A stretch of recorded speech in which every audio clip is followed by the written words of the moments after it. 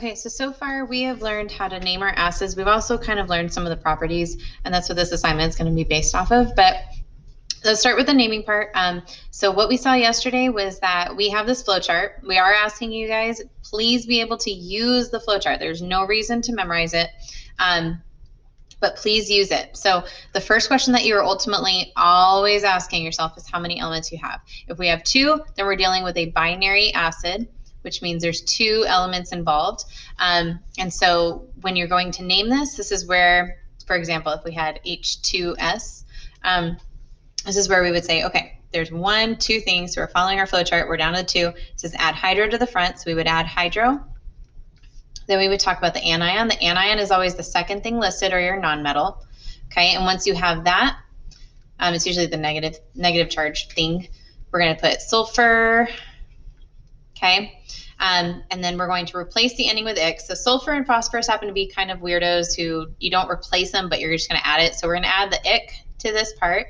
Okay, and then we're going to add acid to the very end. So we have hydrosulfuric acid. That's how we're naming our binary. Once again, all I did was I followed the flowchart. On the other side, we have something like H2SO4. So I picked this one on purpose because I want to show you how close these are. So basically we have 1, 2, 3 things listed, so 3 elements. I'm going to follow this side of my flowchart. It says usually they have the oxygen, right? So we're dealing with our polyatomic. So you see we have a polyatomic list over on the right-hand side. You guys all have access to your little periodic table, which has this list of polyatomics, so make sure you use it. But we have things that are attached to oxygen. So you want to look at what polyatomic is involved, basically, right? So our focus is polyatomics. Oh, I forgot to say, these are ternary acids. Okay, so if you have 3 or more, these are ternary acids.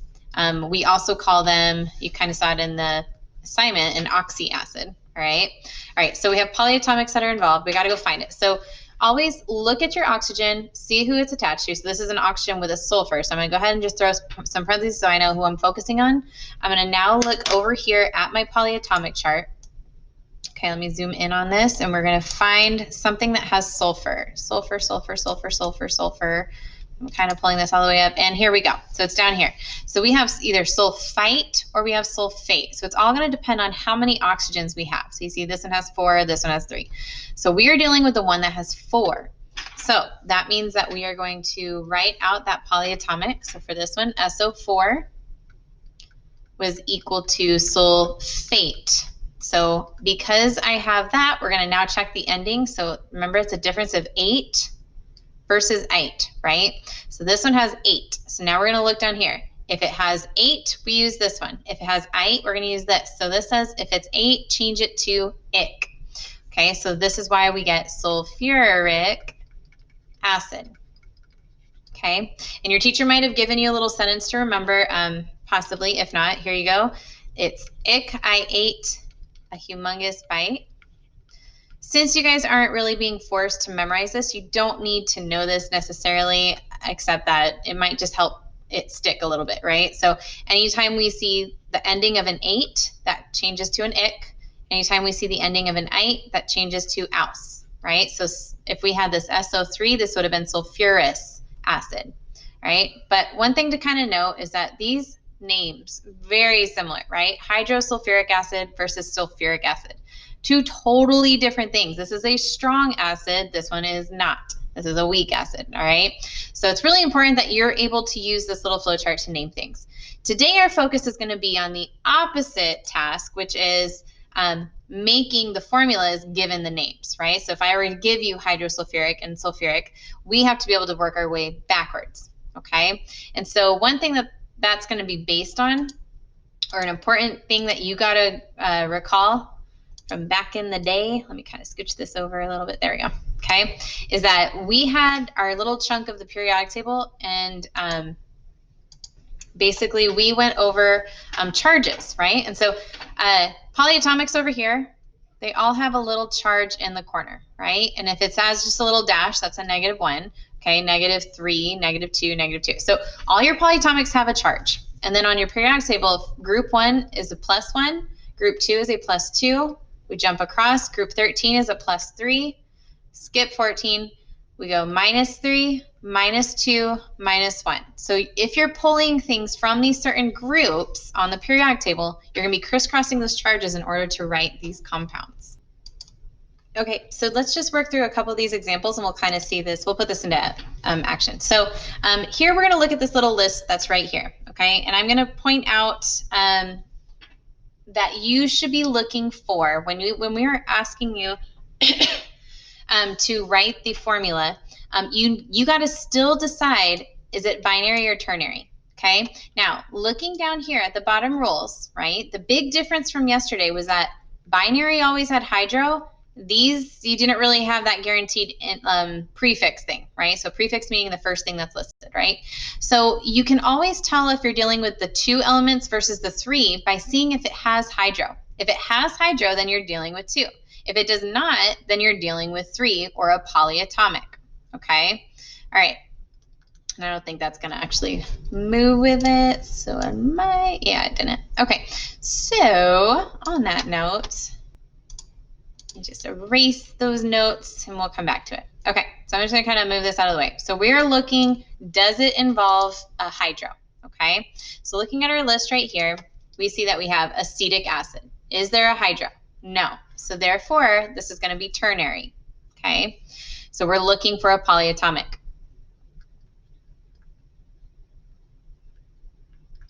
Okay, so looking here, I see acete, all right? But we have to look at the ending. So the minute that you see that you have ternary, you look at that ending. So we see ick. Ick, I ate a humongous bite. So that tells you that we have to find something that has acete and ate at the end of it. So we're going to go ahead and now refer to our polyatomic chart. Let me zoom that in a little bit. And as you can see right here at the tippity top, we have something that has acete, ate, acetate. All right, and so there we go. That's our first one. That's kind of a toughy one to start with, but that's okay. We're going to keep going. So we have acetate. So I'm going to go ahead and use this first formula right here. Okay, so since it's an acid, you also know that we have hydrogen. So I'm going to go ahead and write my hydrogen. Hydrogen is in this group 1, so he has a +1. It's also, we just think of it like a proton. Okay, so hydrogen has a +1, acetate has that -1. So good thing is these are going to fit together perfectly like a puzzle. So we have C2H3O2. That whole thing goes in parentheses with a -1. We would then crisscross these charges. So we would take this one right here, and this one will go over here. And therefore, we would end up with a 1 and a 1, which we don't write the ones. So this is actually your final answer. All right, let's look at the next one. Okay. Okay, so now this next one, we have chloric acid. So I'm looking at number 9 right here, chloric acid. So once again, there is a lack of hydro. We do not have hydro. If there is no hydro, that means we are not dealing with 2. We are dealing with more than that. So this is again ternary or oxyacid, which means we are looking for a polyatomic. All right, so we need to focus in on what the ending is. So here I have an ick again. That tells me that it's going to be 8. So we're looking for a chlorate on our polyatomic list. So we're going to go ahead and look here. We're just going to look down our list, look down our list, look down our list. There is chlorate. All right, so we have chlorate right here. And what it shows is ClO3 with a -1 charge. So I'll go ahead and write that one down, ClO3, put it into parentheses and put a -1. We know that it's an acid, so we're going to throw hydrogen in the front. We're going to take those, we're going to crisscross those as well. So we end up with HClO3. You can put the parentheses if you want, and that's your final answer here. All right, so these have been pretty simple, no crazy things being thrown across. So let's look at the next one. Let's see what we got. All right, so this next one, we have hydrofluoric acid. Oh, there's hydro. Hydro means we're dealing with 2 elements. So this is a binary acid, meaning only 2 things. So we're going to now, don't worry about any polyatomics, no polyatomics involved. We're just going to look at the second thing listed, our anion. So fluor. All right, so fluor kind of sounds like fluorine. So we're going to go with that. So fluorine is a -1 charge. So we're going to take that -1. And then hydro, or I'm sorry, not hydro. The fact that it's an acid tells us that we got to put an H in the front. That's a +1. We're going to crisscross those charges. We end up with HF as our final answer. All right, sulfuric acid. Okay, cool. So no hydro in the front. So this is ternary.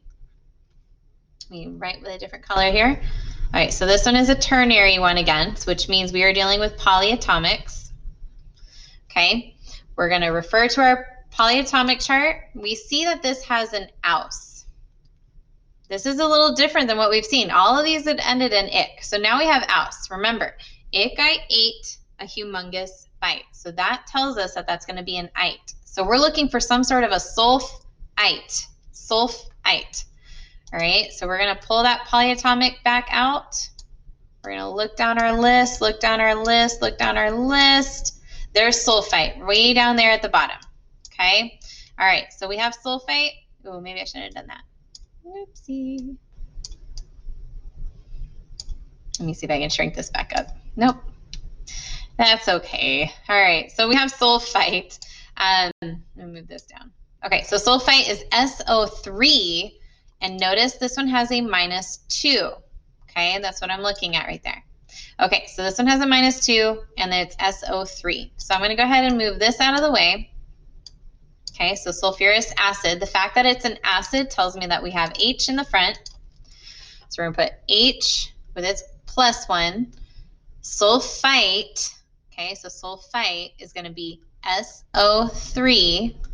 Put it in parentheses. So I'm looking right here, SO3 with a -2. I'm going to take those charges, I'm going to crisscross them, or cross and drop, and we got H little 2 SO3. I'm going to stick that back in parentheses, and that's how we're writing that one. All right, our last one, again, we don't have any hydro in the front, so we're going to go ahead and say ternary. So ternary again, which means we are looking for a polyatomic. Okay, it is an acid, so we know that we're going to have H in the front, so I'm going to write it down here. So we have a +1 for that H. Okay.